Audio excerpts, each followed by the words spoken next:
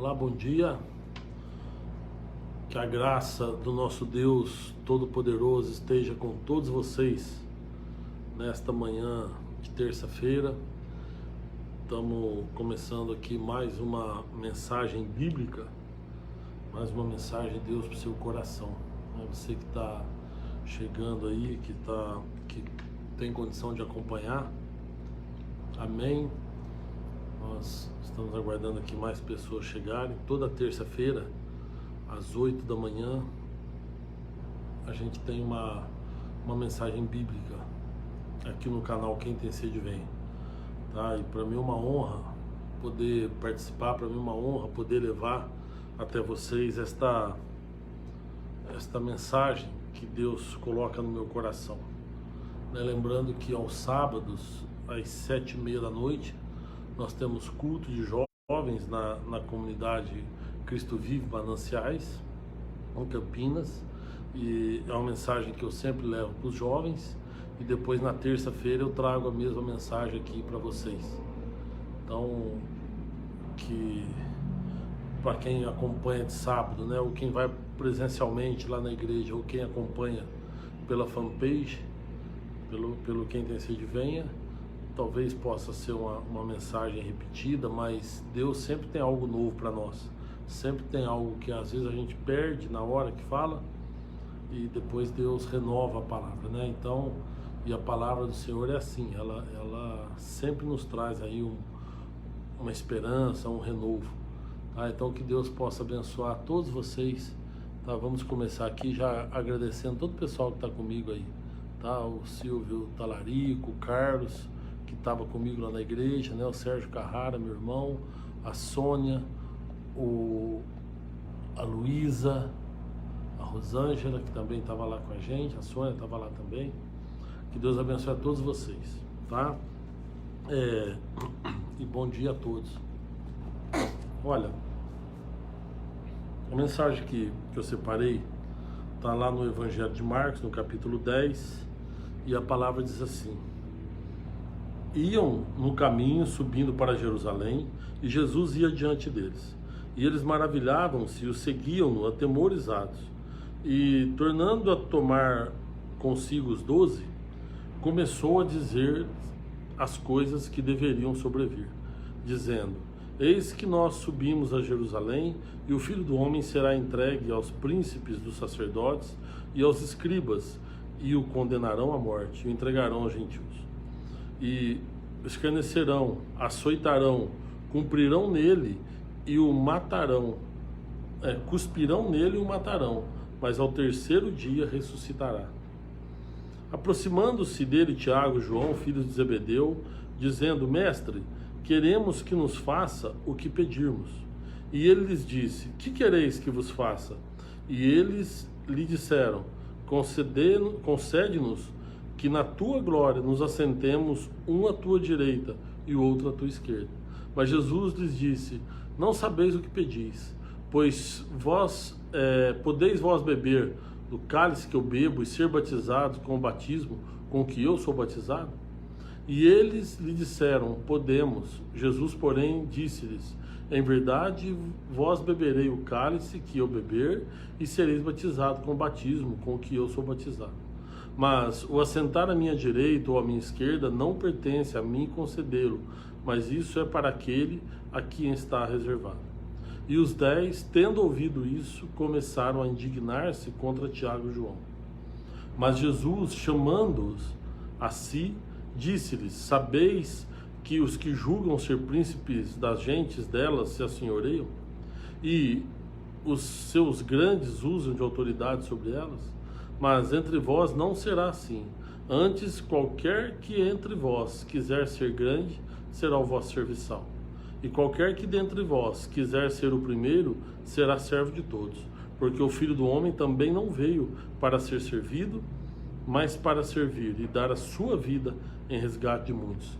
Dar a sua vida em resgate de muitos. Depois ele continua: depois foram para Jericó, e saindo ele de Jericó com seus discípulos e uma grande multidão, Bartimeu, o cego, filho de Timeu, estava sentado junto ao caminho mendigando. ouvindo que era Jesus de Nazaré, começou a clamar e a dizer: Jesus, filho de Davi, tem misericórdia de mim. E muitos se o repreendiam para que se calasse, mas ele clamava cada vez mais: Filho de Davi, tem misericórdia de mim. E Jesus, parando, disse que o chamassem. E chamaram o cego, dizendo-lhe: Tem bom ânimo, levanta-te que ele te chama. E ele, lançando de si a sua capa, levantou-se e foi ter com Jesus. Jesus, falando, disse-lhes: O que queres que eu te faça? E o cego lhe disse: Mestre, que eu tenha vista. E Jesus lhe disse: Vai, que a tua fé te salvou. Logo viu e seguiu a Jesus pelo caminho.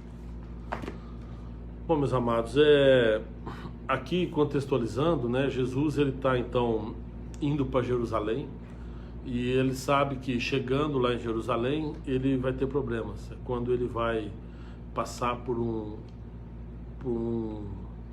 período de tormenta, onde eles vão vão cuspir nele. Aqui fala a palavra cuspir, vão escarnecer, açoitar, né? E depois eles vão crucificar. Jesus sabe que vai passar por isso, mas ele está saindo, então ele saiu da Galileia, passa ali pelos campos ali de Samaria, depois ele está chegando em Jericó e está chegando então na Judéia, indo em direção a Jerusalém, que fica na Judéia. E é interessante porque tem alguns acontecimentos aqui que mostram que o reino está próximo, mas mostra também uma questão que muita gente não entende: a diferença entre o reino dos céus e o reino que a gente vive aqui na terra, ou o reino das trevas, ou o nosso mundo também, né? Porque existe uma disputa por poder, né? Nós vivemos hoje numa disputa de poder. Nós já estamos no mês de outubro, todos sabem que em novembro vai ter aí disputas eleitorais, onde as pessoas disputam poder, onde homens e mulheres querem alcançar um posto alto na sociedade, né? E esse poder gera sempre uma disputa. E aí Jesus, então, além de falar, além de ensinar, tem alguns acontecimentos que mostram que no reino dos céus não existe essa questão do poder, não existe essa disputa. Então, o que acontece? As pessoas começam a confundir as coisas. Olha só, eles tinham acabado de passar por um episódio onde algumas crianças queriam chegar até Jesus, e o pessoal que estava com Jesus começou a repreender as crianças, começou a impedir as crianças de chegar até ele. E aí Jesus diz: olha, deixai vir a mim as crianças, né? Porque ele fala o seguinte: aquele que não receber o reino como uma criança jamais vai entrar no reino, né? Está no capítulo 10 de Marcos também, né, no versículo 13, que fala assim: olha, em verdade vos digo, que qualquer que não receber o reino de Deus como uma criança, de maneira nenhuma entrará nele. Por que uma criança? Uma criança ela tem a humildade de saber que depende do adulto, né? Toda criança é dependente. Se você pegar uma criancinha, depende da idade, ela não sabe nem andar sozinha, depende que alguém a leve de um lado para o outro. Ela não consegue comer sozinha, depende de alguém que possa tratar, e assim vai, né? Se limpar sozinha, enfim. A criança, ela é totalmente dependente. E não é só isso, a criança, ela tem uma fé porque ela acredita em tudo que a gente ensina para ela. Tudo que você fala, a criança acredita. E então o que Jesus está falando é o seguinte: olha, vocês têm que reconhecer que vocês são dependentes e que vocês precisam acreditar em mim, né? Então, se a gente tiver uma fé e a gente tiver uma dependência de Deus, como tem uma criança, é isso que Jesus está falando. Então, vocês vão entrar no reino dos céus. E isso acontece, e ele está indo a Jericó. Aí vem aquela passagem do jovem rico, que também é a mesma coisa. O cara é poderoso, porque ele tem muitas posses, muitas coisas. Ele é muito rico, tem muito dinheiro. E aí ele fala para Jesus: o que eu preciso para herdar o reino? O que eu preciso para entrar no reino? E Jesus dá alguns exemplos, 5 exemplos de relação com uma outra pessoa, né, que está nos mandamentos. E ele então diz o seguinte: olha, tudo isso eu já tenho observado desde a minha infância. E aí então Jesus fala para ele, olha, tudo bem, então você vai, vende o que você tem e segue-me. Porque Jesus fala para ele, ainda falta uma coisa para você. E é justamente essa humildade, é se despir desse poder, se despir desta coisa soberba que é o poder. Então Jesus fala para ele, olha, você quer me seguir, você vai, abre mão de tudo isso, abre mão desse poder, desta coisa que está impulsionando você, e vem e segue-me. E diz que o cara fica triste porque ele era muito rico, e aí ele acaba por não seguir a Jesus. E aí eles estão indo a Jerusalém, né? E quando um pouquinho a chegar em Jericó, diz a Bíblia aqui, ó, no texto que nós começamos a ler no 32, Marcos 10, 32, fala assim, ó, e iam no caminho subindo para Jerusalém, e Jesus ia diante deles. Então eu quero parar aqui no ia adiante deles. Eu imagino assim, então Jesus na frente e a multidão vindo atrás dele, né? E Jesus por um tempo ficou sozinho ali, e provavelmente ele estava pensando nas coisas que iam acontecer, no cálice que ele ia passar. Então ele está andando e ele vai caminhando pensativo. E tem um momento aqui que diz que as pessoas estão maravilhadas e atemorizadas, elas estão indo sabendo que alguma coisa vai acontecer, porque Jesus nessa altura já tinha muita gente querendo matá-lo, querendo pegá-lo. E tem um momento aí então que Jesus andando sozinho, ele para um pouquinho, chama os 12, tira os 12 à parte e começa a conversar com eles. E aí é o que nós lemos aqui, ele fala, olha só, eis que nós subimos a Jerusalém, e o Filho do Homem será entregue aos príncipes dos sacerdotes e aos escribas, e o condenarão à morte. Olha o que mais que ele diz, escarnecerão dele, o açoitarão, cuspirão nele e o matarão, mas ao terceiro dia ele ressuscitará. Então, Jesus ele está aqui sabendo o que vai acontecer com ele, sabendo aquilo que o espera quando ele chegar em Jerusalém. Mas ele está indo cumprindo o seu propósito. Ele está em total obediência a Deus, caminhando, seguindo o seu propósito. E aí então chega um momento em que, depois que ele fala essas coisas, que ele prediz o que vai acontecer, os filhos de Zebedeu, 2 que andavam com ele, que tinham uma intimidade com ele, você vê na Bíblia que em vários momentos Jesus separa 3 dos discípulos para estarem com ele, e 2 estão aqui nesse episódio, que é João e Tiago, e o outro é Pedro, né? Jesus sempre separa esses 3 para andar com ele, e aí nesse momento aqui, o João e Tiago, que são os 2 filhos de Zebedeu, chama Jesus e pede para ele a parte, fala assim, o senhor pode atender um pedido nosso? E ele então faz uma pergunta, o que vocês querem que eu vos faça? Esta pergunta é uma pergunta-chave, para que a gente entenda aquilo que realmente a gente espera de Deus, né? Aquilo que realmente a gente quer que Deus faça por nós. Porque ali os 2 estavam diante do dono da vida, eles estavam diante daquele que veio para nos dar vida e vida em abundância, diz a palavra. Então ele não veio simplesmente para dar uma vida simples, né? Ele veio para nos levar para a eternidade, ele veio para nos dar mais do que a vida, mas a vida eterna. E Jesus então faz a pergunta para eles, o que queres que eu vos faça? Ou o que quereis que eu vos faça? E aí então eles falam, Senhor, quando chegar na tua glória, que a gente se sente um a cada lado, um à esquerda, um à direita do seu trono. E Jesus então pergunta para eles, vocês acham que vocês podem beber do cálice que eu bebo e participar do batismo, que eu sou batizado? E os 2 falam sim. E na verdade Jesus confirma que realmente eles responderam certo. Quando Jesus fala ali do cálice, ele está falando do sofrimento que ele ia passar.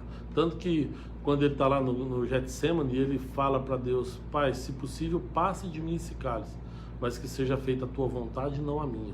E aqui Jesus ele faz essa pergunta para eles, considerando aqui o sofrimento que ele ia passar. E eles falam assim, olha, nós somos capazes de passar por esse sofrimento. E Jesus fala, não, realmente vocês vão passar. Se você vê, Tiago foi morto, né?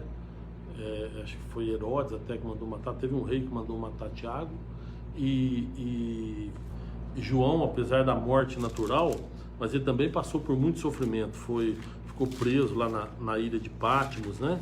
Então, assim, João também passou por muito sofrimento. E eles então falam que estão dispostos a passar pelo mesmo sofrimento.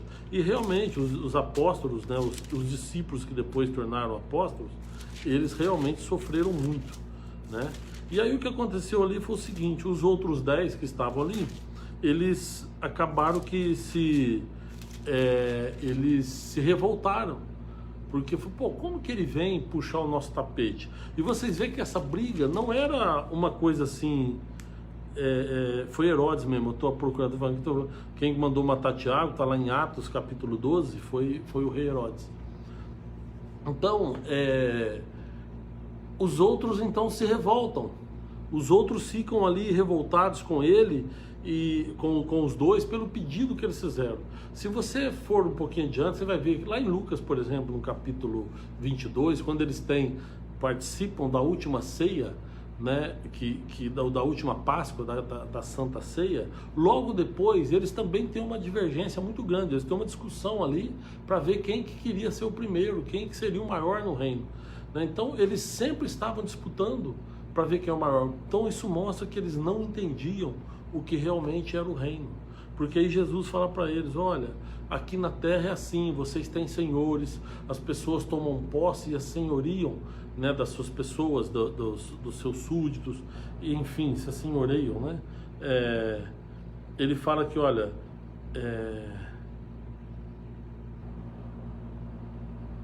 sabeis que os que julgam ser príncipe da gente dela se assenhoreiam, e os seus grandes usam de autoridade sobre ela, mas entre vós não será assim, porque no reino é diferente. No reino não tem essa disputa pelo poder. O reino de Deus, ele é diferente. Deus está mostrando, e Jesus está mostrando isso para eles.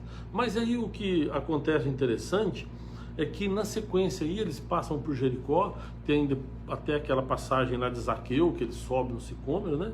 E aí vem essa sequência falando assim: olha, depois foram para Jericó, e saindo ele de Jericó com os seus discípulos e uma grande multidão, Bartimeu, o cego, filho de Timeu, estava sentado junto ao caminho, mendigando.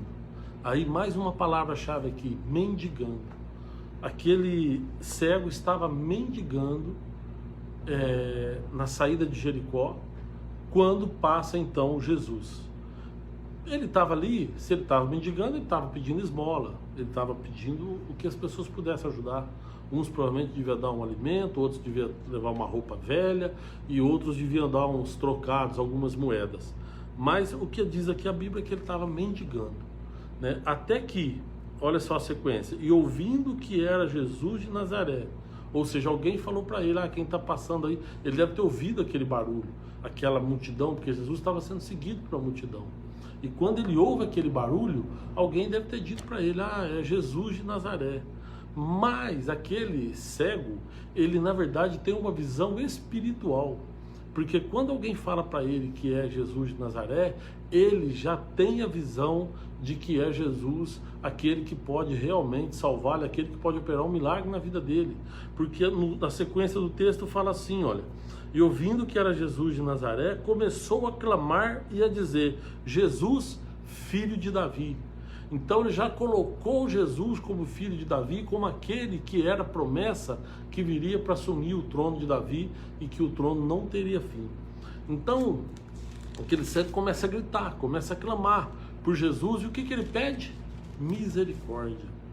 A grande diferença está aqui, porque quando ele sabe que é Jesus, ele começa a gritar por misericórdia. Então ele fala: Jesus, filho de Davi, tenha misericórdia de mim. E ele foi chamando tanto que os que estavam com Jesus, os discípulos, o repreenderam para ele ficar quieto.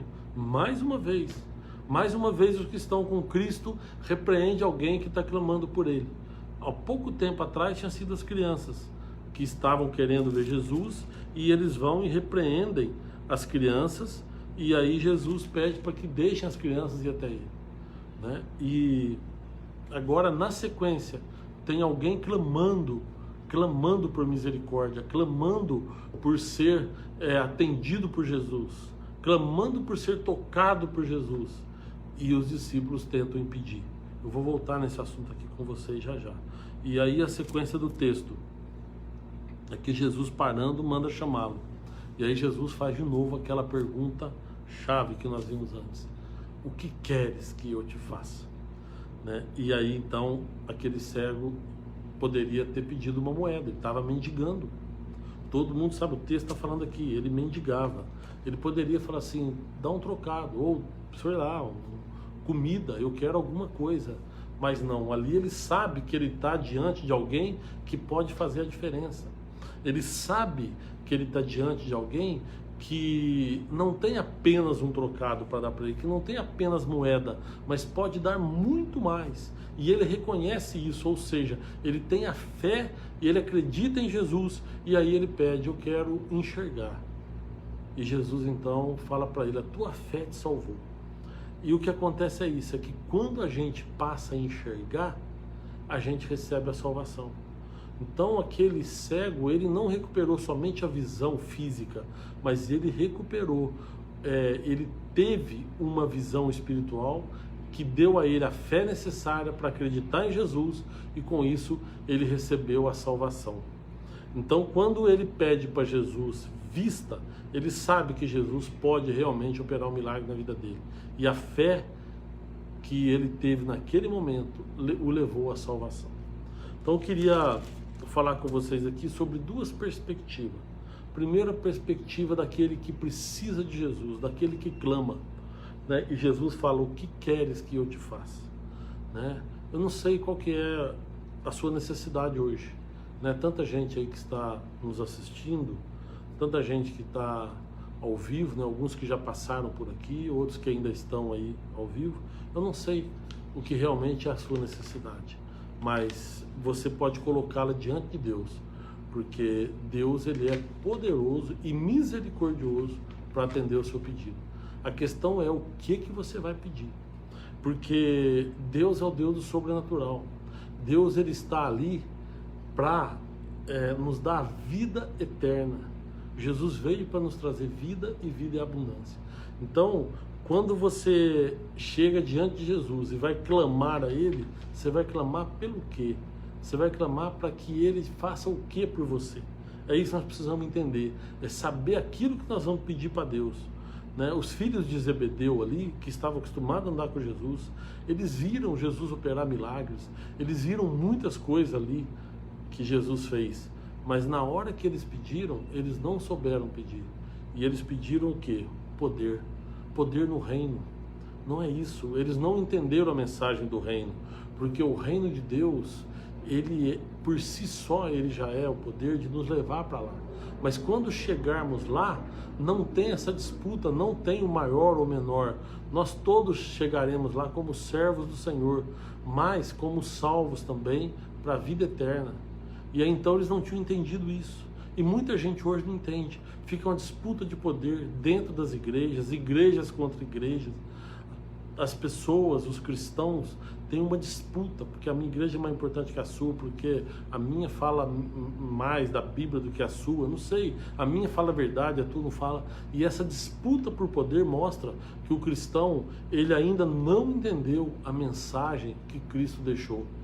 E a mensagem que Cristo deixou é essa: é que o reino dos céus é um lugar para onde nós vamos para ter vida eterna, só. Lá nós não vamos precisar nos colocar como poderosos, porque lá só tem um que é poderoso, que é Deus, e diz que lá nem sol, nem a luz do sol vai precisar, porque tamanha glória de Deus que vai brilhar, que lá não tem noite, lá vai ser dia o tempo todo, e que não precisa nem da luz do sol. Então precisamos entender que o reino não é disputa de poder, que o reino é para a glória de Deus, e a gente vai contemplar a glória de Deus no reino, tá? Então, esse é o reino de Deus, é para onde nós vamos, e lá nós receberemos o dom da vida eterna. Agora tem uma outra perspectiva que eu queria falar com vocês, que é a perspectiva de quem caminha com Cristo. perspectiva do cristão que tem caminhado com Cristo, mas que muitas vezes impede as pessoas de chegarem.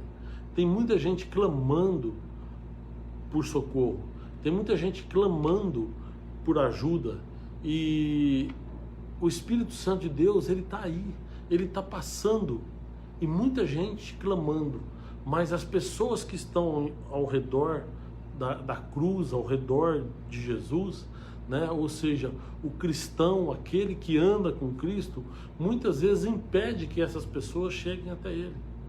Muitas vezes a pessoa clama e a gente simplesmente dá um empurrão, ó, fica quieto. Não, por quê? Porque a gente não acha aquela pessoa merecedora. E eu quero dizer para você que nenhum de nós é merecedor da graça de Deus.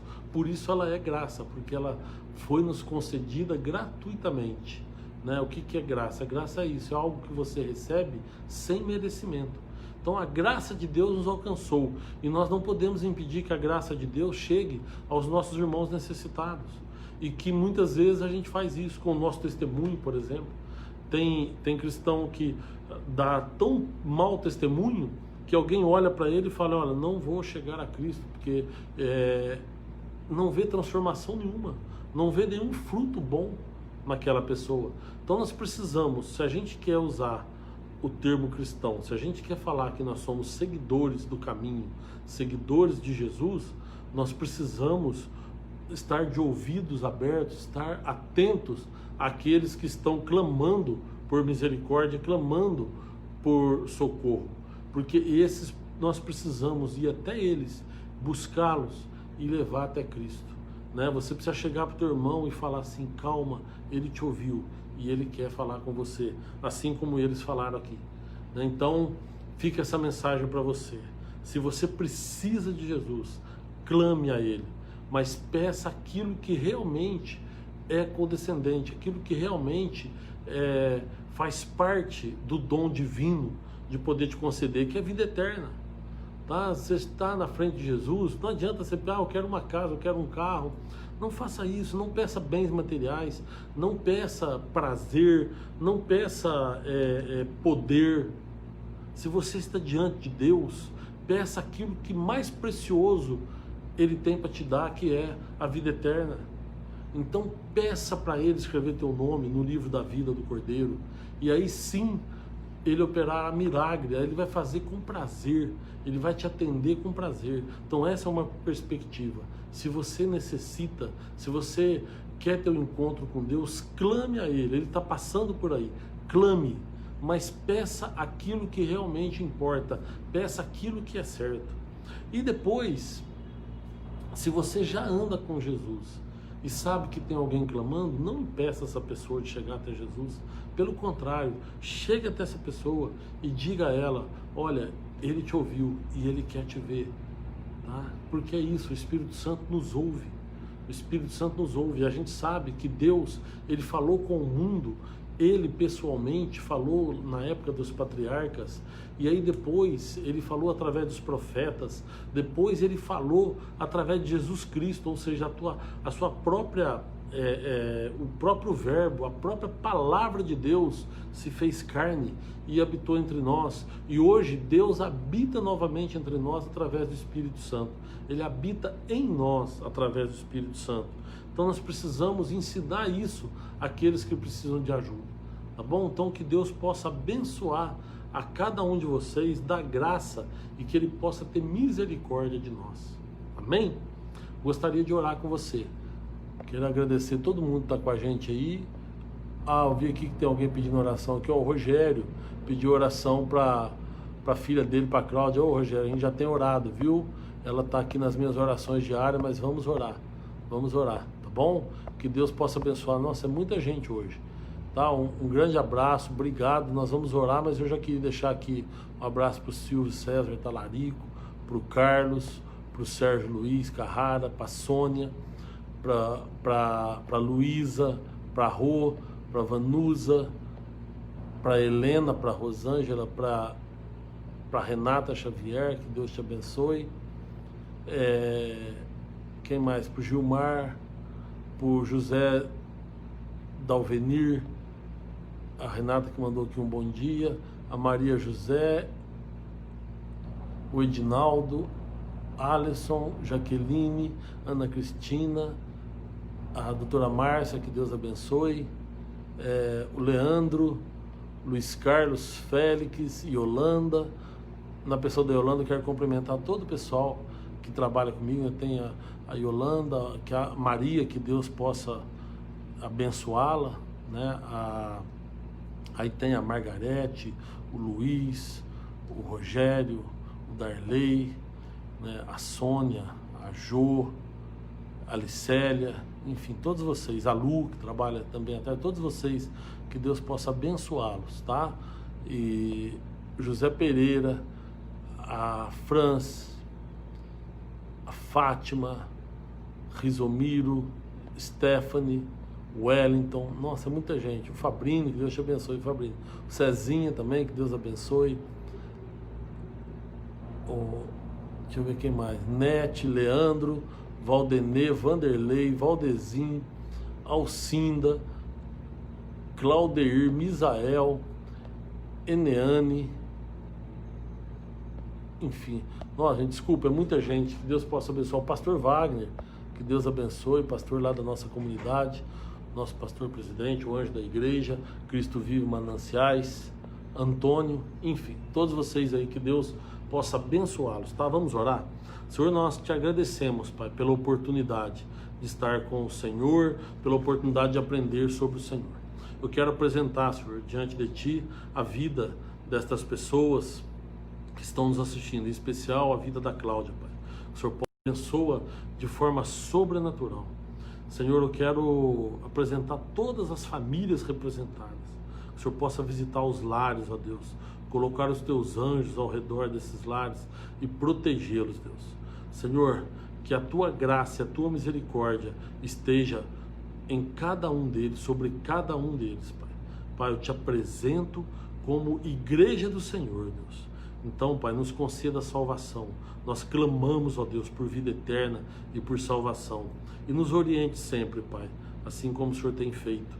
Nós te agradecemos em nome de Jesus. Amém. Meus amados, que Deus abençoe cada um de vocês, tá? Sábado, então, nós temos o nosso culto ao vivo lá, né? Se quiser assistir por aqui, sábado às 7h30 da noite. E no domingo também, às 19 horas, nós temos também o culto da família, que é transmitido aqui pelo Quem Tem Sede Vem. Tá bom? Que Deus abençoe você poderosamente, tá? E até terça que vem, se Deus quiser.